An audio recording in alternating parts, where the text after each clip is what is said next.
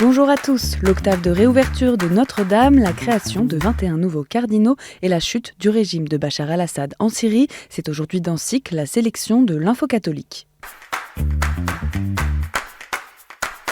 Ce lundi matin, les prêtres, diacres et baptisés en mission diocésaine à Paris, ainsi que les séminaristes et propédeutes de la maison Saint-Augustin, ont été invités à célébrer la solennité de l'Immaculée Conception en la cathédrale Notre-Dame. C'est la première messe de l'octave de réouverture de l'édifice, officiellement rendue au culte ce week-end, 5 ans après l'incendie. L'office de réouverture a été marqué samedi par l'ouverture des portes de la cathédrale, par un vibrant hommage aux pompiers et aux compagnons durant le temps républicain, ou encore par le rite du réveil de l'orgue. Dimanche, la procession des 113 bannières des paroisses parisiennes a ouvert la messe de consécration du nouvel autel. En ce jour particulier, ne vous contentez pas de goûter le plaisir d'être là. Que vous soyez croyant ou non, vous êtes bienvenus pour participer à la joie des croyants d'ici qui rendent gloire à Dieu d'avoir retrouvé leur église mère, a déclaré l'archevêque de Paris dans son homélie. L'octave de réouverture se poursuit jusqu'au 15 décembre avec 2 messes par jour à 10h30 et 18h30 à suivre en direct sur KTO et ktotv.com où vous pouvez retrouver les intentions particulières pour chaque célébration.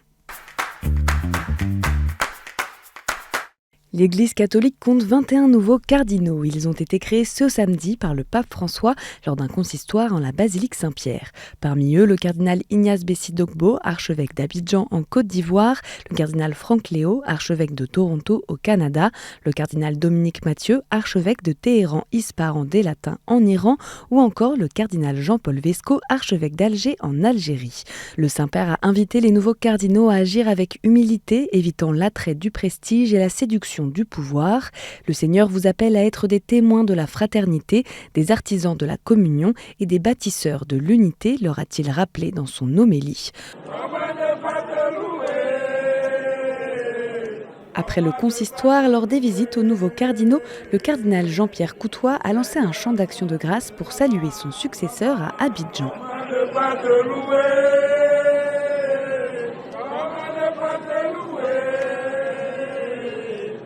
Ne pas te louer, Seigneur mon Dieu.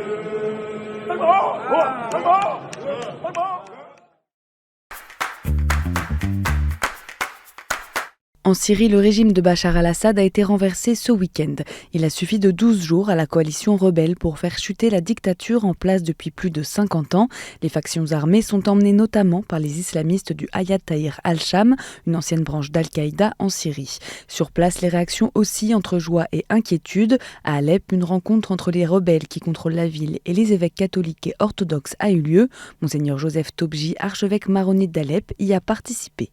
Ils nous ont tranquillisés au maximum. Ils ont dit que le grand principe, c'est de laisser tout comme avant. Les prières, les messes, je ne sais pas jusqu'à quand, parce qu'il y aura des changements encore pour un nouvel gouvernement, voilà tout ça. Une interview de Monseigneur Tobji à retrouver en intégralité dans la matinale de KTO Radio ce mardi matin et en podcast sur ktoradio.com. Le cardinal Béchara Boutros-Ghali, patriarche maronite d'Antioche et de tout l'Orient, était à Paris pour participer à la réouverture de la cathédrale Notre-Dame. Il s'est exprimé vendredi lors d'une conférence de presse sur la situation au Liban. Il espère que le cessez-le-feu entre Israël et le Liban, en vigueur depuis le 27 novembre, se transforme en une paix définitive. Personne ne veut plus la guerre. Et le peuple aussi. Et le signe qu'ils sont rentrés tout de suite à leur terre. Sans maison, tout est détruit, ils sont rentrés. C'est la volonté du peuple. Malgré les épreuves, il appelle les fidèles maronites du Liban à garder foi et espérance. John Jack Traynor, soldat britannique de la Première Guerre mondiale, a été officiellement reconnu 71e miraculé de Lourdes, une reconnaissance post-mortem proclamée avec une grande joie par Monseigneur Malcolm McMahon, archevêque de Liverpool ce dimanche. Grièvement blessé lors de la Grande Guerre, il avait perdu l'usage de ses 2 jambes.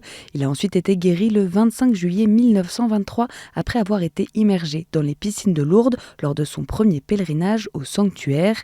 Cette guérison avait été enregistrée par le Bureau des constatations médicales dès 1926. Toujours ce dimanche, les Lyonnais se sont rassemblés pour célébrer la solennité de l'Immaculée Conception. Une grande procession au flambeau est partie en fin d'après-midi depuis la cathédrale Saint-Jean-Baptiste pour monter vers la basilique de Fourvière. Dans la soirée, Monseigneur Olivier de Germay, archevêque de Lyon, a présidé une messe pour les jeunes du diocèse à qui il s'est adressé dans son homélie. Je vois une génération qui ose témoigner de l'amour de Dieu, en parole et en acte. Non pas avec un cœur de conquérant, mais avec un cœur de pauvre.